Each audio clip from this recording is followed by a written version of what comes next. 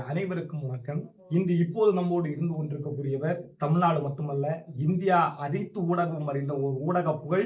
என்னுடைய பாசத்துக்குரிய அன்பு சகோதரி 10 ஆண்டுகளாக என்னுடைய இலக்கிய மேடைகளிலே என்னோடு பயணித்துக் கொண்டிருக்கக்கூடிய, நான் தமிழ் பயிற்றுவித்த ஒரு தலைசிறந்த மாணவி, என்னுடைய பாசமிகு தங்கை வி.கே. ஷியாமி அவர்களுக்கு என்னுடைய ஒரு அழகிய தமிழ் வார்த்தை பல நாட்களாக கூற வேண்டும் என்று நினைத்த அந்த நினைவு இன்று நடக்கின்றது.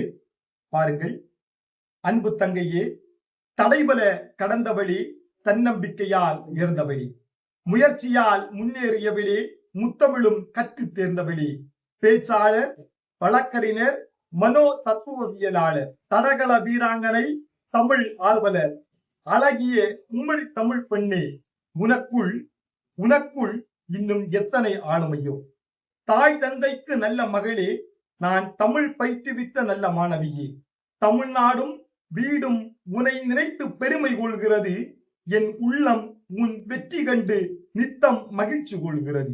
சிங்கப்பெண்ணே, சிறகடித்து பற, அடி சிங்கப்பெண்ணே, நீ சிறகடித்து பற.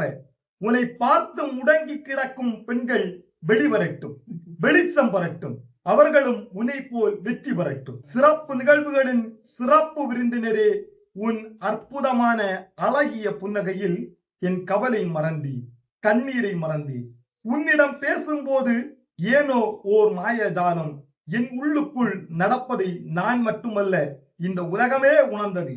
மனதில் நினைப்பதை சொல்லும் திறன் படைத்தவளே, பல லட்சம் மழலைகள் நெஞ்சில் இடம் பிடித்தவளே, கனவை வென்று, கலைத்துறையில் வென்று, வானிலே பறந்து, வாழ்வில் சிறந்து, வாழிய பல்லாண்டு என உன்னை வாழ்த்துவது இன்றும் என்றும் உன் பாசமிகு கண்ணன் உதச்சி கோட்டை.